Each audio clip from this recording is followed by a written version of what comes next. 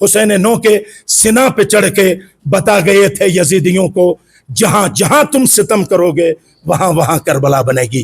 بعید نہیں ہے کہ شیعہ سنی فرقواریت بھی پھیلانے کی کوشش کرے گا. اس کے جو ہے ایجنٹ بھی اس وقت یہاں موجود ہیں اور وہ ایک مسلکی جنگ، کیونکہ ان کا یہ پرانا فارمولا ہے کہ ڈیوائڈ اینڈ رول کا، وہ بھی استعمال کرے گا.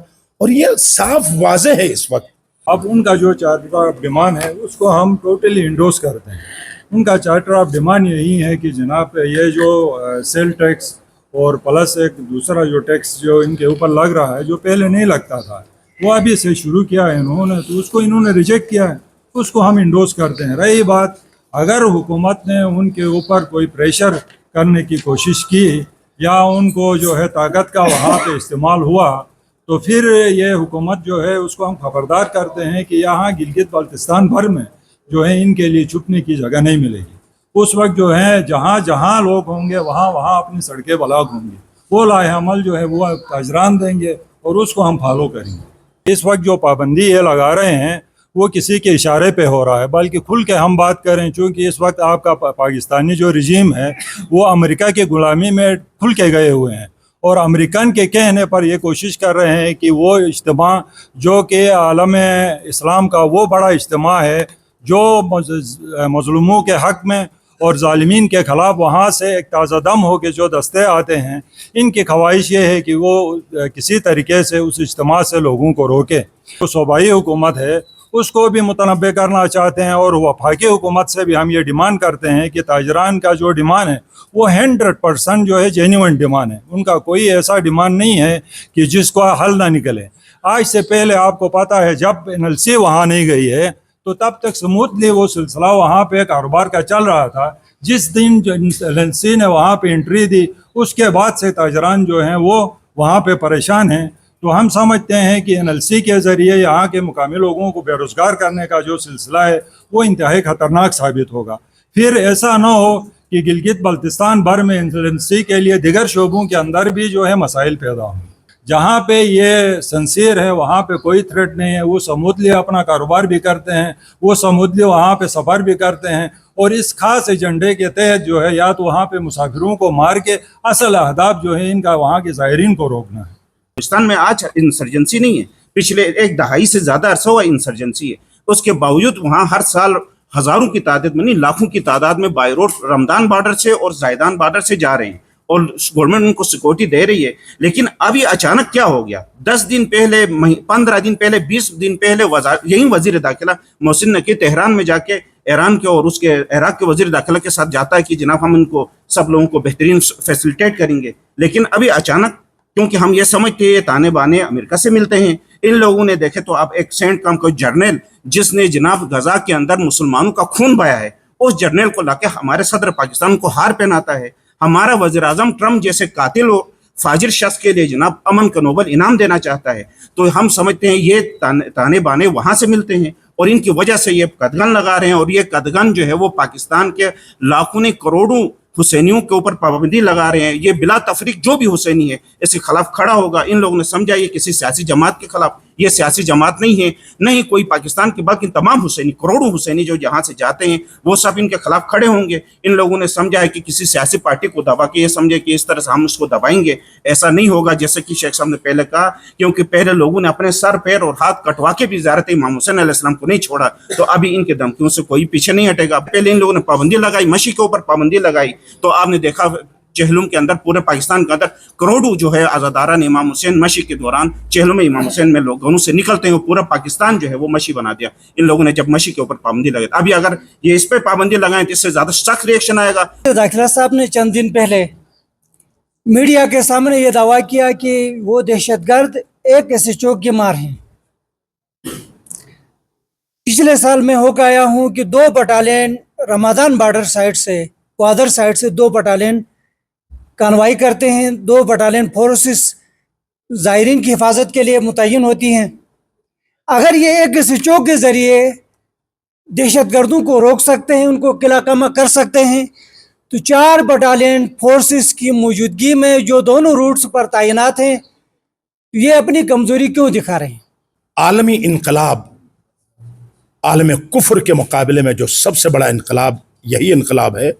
لوگ چہل میں امام حسین علیہ السلام پر جا کر اظہار کرتے ہیں اور یہ سارا مجموعہ عالم کفر کے مقابلے میں ایک دیوار ہے, ایک سسا پلائی ہوئی دیوار ہے. ان اجتماعات, اسلامی اجتماعات سے یہ کوئی سیاسی ایجنڈا نہیں ہے, مکمل ایک عقیدتی بات ہے کہ جس میں سنی شیعہ سب حسینی, وہاں حتی غیر مسلم بھی جو حق و حقیقت سے آشنا ہیں وہ بھی وہاں حاضری دیتے ہیں اور اظہار عقیدت کرتے ہیں. عالم انسانیت سے لوگ وہاں جاتے ہیں. اور سب سے پہلے میں آپ صحافی حضرات کا بہت تہ دل سے, دل کی اتھاہ گہرائیوں سے آپ کا بہت شکریہ ادا کرتا ہوں کہ شارٹ نوٹس پر آپ نے تشریف لایا, اور ہم امید بھی رکھتے ہیں حکام بالا تک یہ آواز پہنچائیں, اور یہ مجلس وحدت مسلمین کی طرف سے اور قائد وحدت علامہ راجہ ناصر عباس جعفری کے حکم سے ہم یہ پریس کانفرنس آج کرنے جا رہے ہیں. اور صرف پریس کانفرنس پر اکتفا نہیں کریں گے, اگر علامہ اور قائد وحدت اگر ہمیں حکم دیں گے تن من دھن اس چیز کے لیے قربان کرنے کے لیے ہم تیار ہیں, جو آج وہ بھی اسلام آباد میں پریس کانفرنس کر کے لوگوں کو, حکام کو وہ آگاہ کر چکے ہیں اور کر رہے ہیں.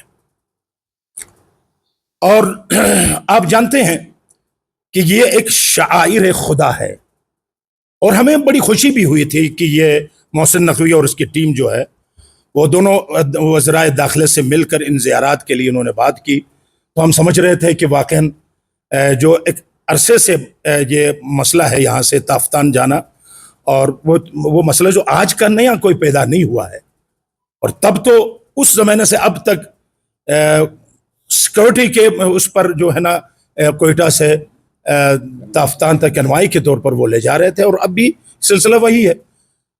تو اچانک وہاں بات کر کے سب کو امیدیں دلانے کے بعد, اب آپ کو پتا ہے کروڑوں روپے لوگوں نے خرچ کیا ہے, بسیں اس وقت بک ہو چکی ہیں, ہوٹل اس وقت بک ہو چکے ہیں, اور تمام اخراجات انہوں نے کیا ہے, اور ویزوں کے لیے سب کرنے کے بعد اچانک اس چیز کو بند کرنا یہ ہماری سمجھ سے بالا تر ہے.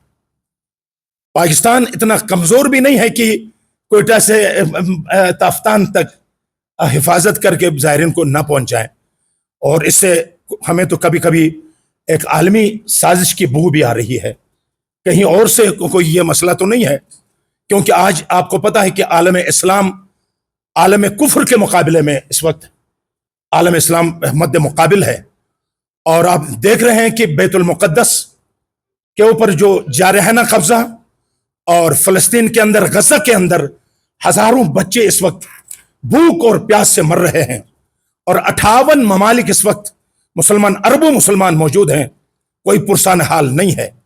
اور ایسے میں جب ان کو کوئی کسی نے جواب دیا تو آج اپنے آپ کو سپر طاقت کہنے والے, اپنے آپ کو فرعون سمجھنے والے, آج وہ سمجھ گئے ہیں کہ ہم واقعی استکبار ہیں.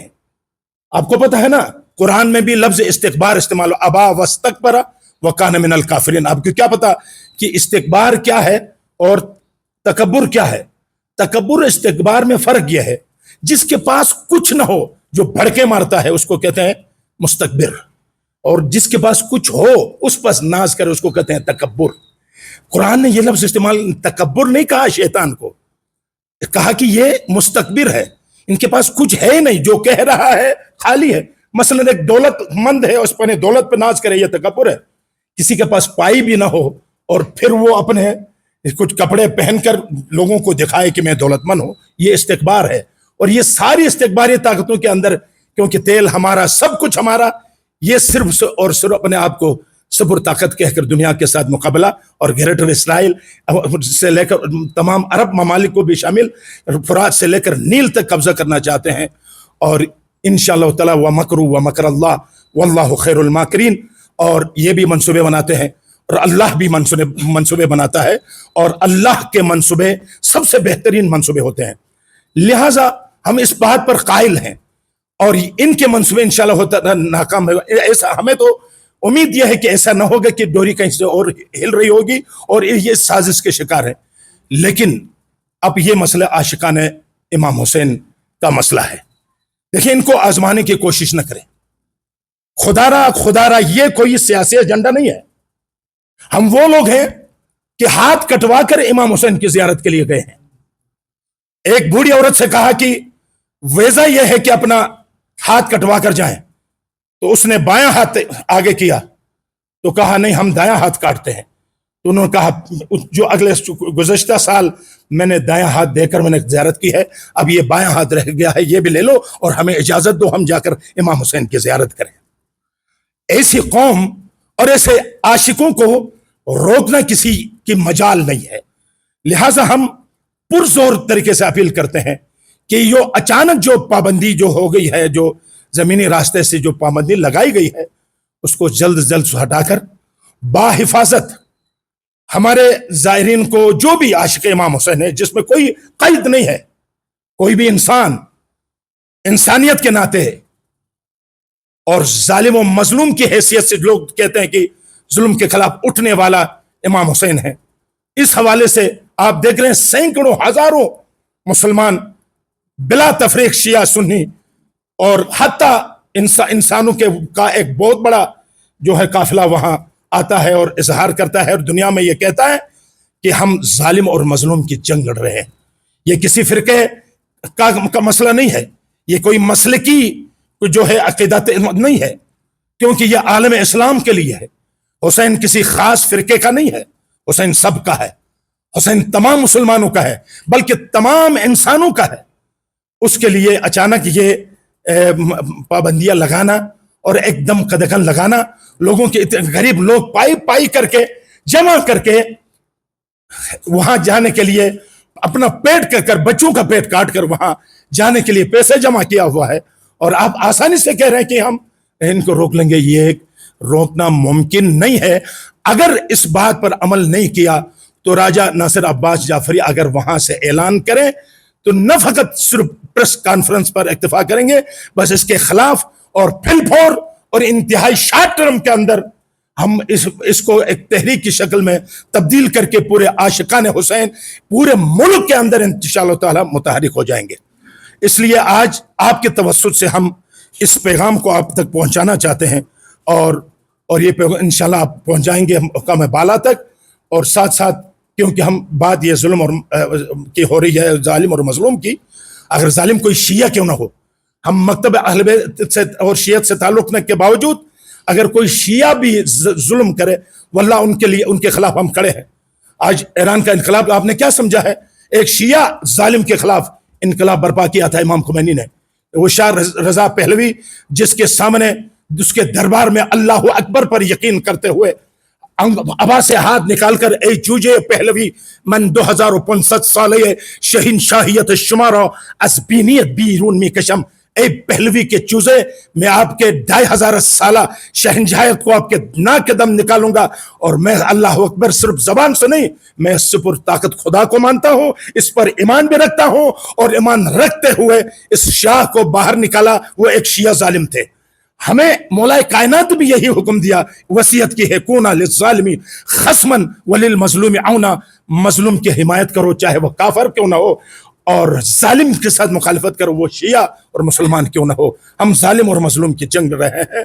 और इस हवाले से एक और भी एजेंडा यहाँ हमारे ताजरान सुस्त में उन्होंने उठाया हुआ है, और यकीन करें मजलिस वहदत मुस्लिमीन की तरफ से हम जो चार्टर ऑफ डिमांड है उसकी मुकम्मल तौर पर उसकी हिमायत भी करते हैं, और वक्त आने पर इंशाअल्लाह ताला अगर वो मजबूर हो जाए तो उनके साथ सड़कों पर जहां कहे वहां जाने के लिए भी हम तैयार हैं। उनके चार्टर ऑफ डिमांड पर जो है वो आप कोशिश करें कि वो हुकाम बाला ज्यादा देर न करें, क्योंकि तंग आमद बेचंग आमद और ये